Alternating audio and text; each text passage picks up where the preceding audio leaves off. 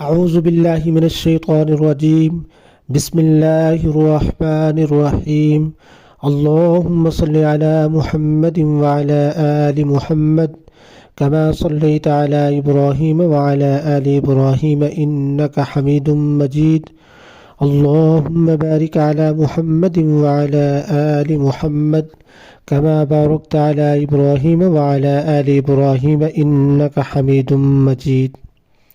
سب سے پہلے میری گزارش ان احباب اور ان بھائیوں اور بہنوں کے لیے جنہوں نے میرا چینل مولانا محمد احمد درس قرآن سبسکرائب نہیں کیا تو وہ سبسکرائب کر دیں تاکہ آنے والی ہر اچھی ویڈیو وظیفہ اور مسئلہ آپ لوگوں تک پہنچتا رہے۔ تو آتے ہیں آج کی ویڈیو کی طرف۔ تو آج کی ویڈیو کا ٹاپک اور عنوان وہ رزق کا مسئلہ قرآن مجید سے حل کرنا، اس لیے کہ اللہ پاک نے قرآن مجید میں ارشاد فرمایا، قرآن مجید ہدا بھی ہے شفا بھی ہے۔ جو بندہ بیمار ہو، جس مرض کے اندر مبتلا ہو، اللہ تبارک و تعالیٰ نے ارشاد فرمایا قرآن مجید شفا ہے۔ دنیا کی ہر بیماری کا مسئلے کا حل قرآن مجید کے اندر ہے، دنیا کی ہر پریشانی کا حل قرآن مجید کے اندر ہے۔ افسوس در افسوس ہم مسلمان قرآن مجید سے کوسوں دور ہیں، جس کی وجہ سے مسائل کے اندر، مشکلات کے اندر، غربت کے اندر، تنگ دستی کے اندر، مسائل کے اندر، پریشانیوں کے اندر، مشکلات کے اندر مبتلا ہیں۔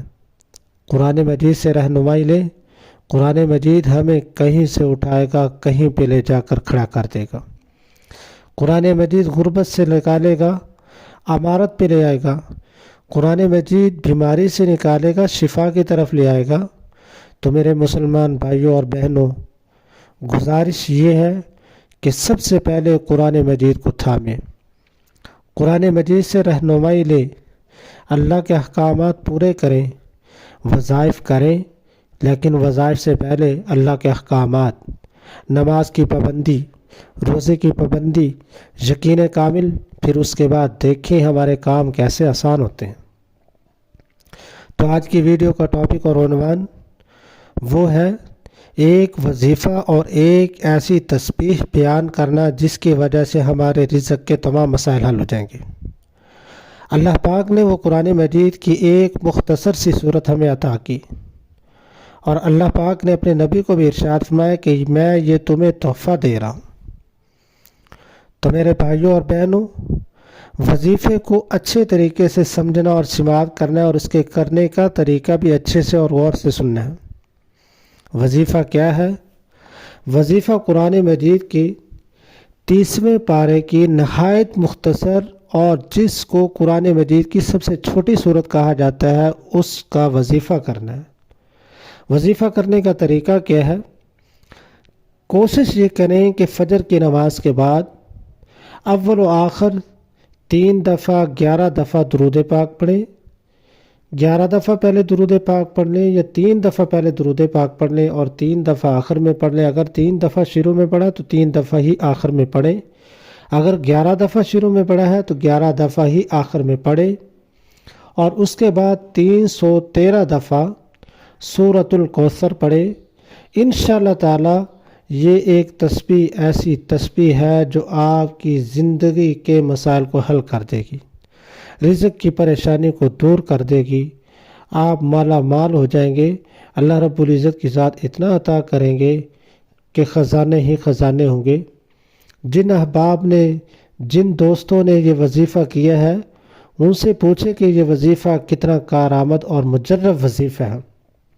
فجر کی نماز کے بعد 11 دفعہ یا 3 دفعہ اول درود پاک، 3 دفعہ اگر شروع میں پڑھا ہے تو 3 دفعہ آخر میں درود پاک، اگر 11 دفعہ شروع میں پڑھا تو 11 دفعہ آخر میں درود پاک پڑھیں۔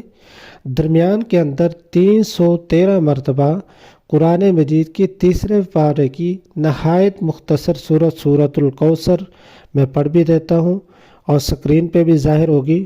بسم اللہ الرحمن الرحیم۔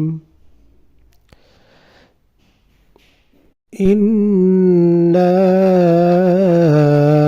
أعطيناك الكوثر فصل لربك وانحر ان شانئك هو الابتر۔